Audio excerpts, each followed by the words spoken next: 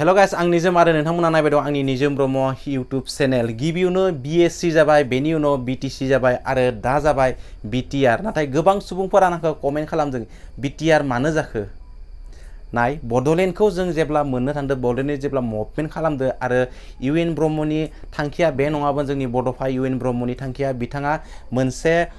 बर' हारिनि separate state दानाय लोगोसे बिथांनि थांखिया बर' हारिखौ मोनसे गेरेमसा हारि हिसाबै बुहुमाव सिनायथि होनाय आरो बेखौ जानो थांनायावनो जोङो गिबियावनो मोनबाय बीएससी आरो बेनि उनाव मोनबाय जोङो बीटीसी आरो बेनि उनाव मोनबाय जोङो बीटीआर बेनि गुबै थांखिया बेनो जे जों गावनि स्टेट सेपारेट स्टेट बिग्रायनो थांनायाव जोङो बेखिनिखौ जों मोनबाय नाथाय दा खोथाया जाबाय बीटीआरआव माबे जायगाया आरो सरजाबफैनाय जागोन आरो जोंनि थांखिया मा जागोन जोंनि थांखिया मोनसेयानो बीटीआरआव बीटीसीआव जायफोर ओनसोला गोलैदोंमोन बेजों जों सरजाबफानानै जोंनि सानजा फारसे आरो खोला फारसे जों एसे जोंनि जायगाखौ लाबोनाय आवग्रिनानै बेनो जोंनि थांखि आरो बे गोरोबथाया बेनि थाखायनो जादों मानोना जों जे सानसे समाव जेब्ला बड'लेण्ड मोनगोन अब्ला जोङो बर' हारिया गेरेमसा हारि दानो थाखाय जों बेखौ खालामना लाग्रोनाय जाबाय बीटीआरनि गेजेरजों नाथाय गोबां सोंनाय फैदो जे सनितपुर बिश्वनाथनि गोबां सुबुंफोरानो आंखौ सोंथि सोंदों जे बीटीआरआव दा जों गोलैगोन ना गोलैया नाय फंसे खोथा बीएससीआव थालांबाय जायफोर बर'फोरा बेनि उनावबो बीटीसीआव थालांबाय जायफोर बर'फोरा आरो दिनै जुदि बेफोर ओनसोलनि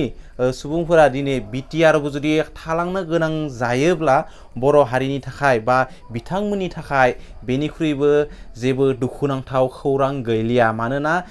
बिश्वनाथ सनितपुर ओनसोलनि जायफोर बर'फोर दङ बिथांमोना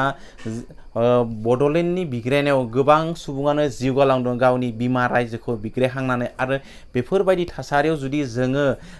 गावनि बिग्रायनाय आरो सोमावसारनायनि गेजेरजों जों जुदि गावनि ओनसोलखौ मोना गावनि बड'लेण्ड रायजोनि सरजाबफानाय जे बीटीआर जादों आरो बे बीटीआरआव जों जुदि जायगा मोनाब्ला अब्ला बेनिख्रुइबो दुखुनांथाव खौरां जेबो थानाय नङा बेनिखायनो आं बे भिडिअनि गेजेरजों फोरमायनो सानोदि बिश्वनाथ आरो नलबारि डिस्ट्रिक्टनि खायसे गामिफोरखौ थिसनफानो थाखाय बीटीआरनि बे थामथि गोरोबथायाव सोदोर फानो थाखाय आं गुरैयै जायफोर दा बिबानगिरिफोरा जिरायगोन बे गोरोबथायनि मासियाव एबा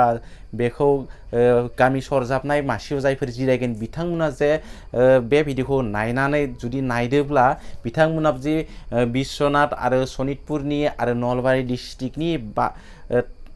हालामाव थानाय गामिफोरखौ बिथांमोना जे सोदेरना लायो आरो बर' हारिखौ मोनसे गेरेमसा हारि दानो थाखाय बिथाङा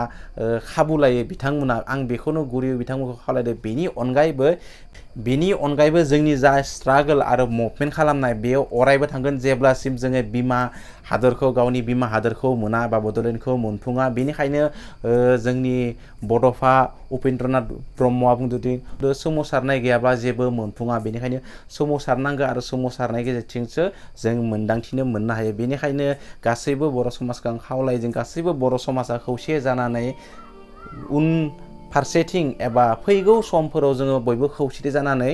जों गावनि बिमा हादोर बड'लेण्डनि थाखाय गासैबो ज' ओंखारबोनांगौ आरो नाथाय नोंथांमोना बे भिडिअखौ जुदि नायदोंबा बिश्वनाथनि आरो सनितपुर ओनसोलनि बर' सुबुंफोरानो जा बा नलबारिनि बर' सुबुंफोरानो जाया मानो नोंथांमोना बे भिडिअखौ जेसेबां हागौ एसेबां शेयार खालामबानो जाबाय नोंथांमोना जा जोंनि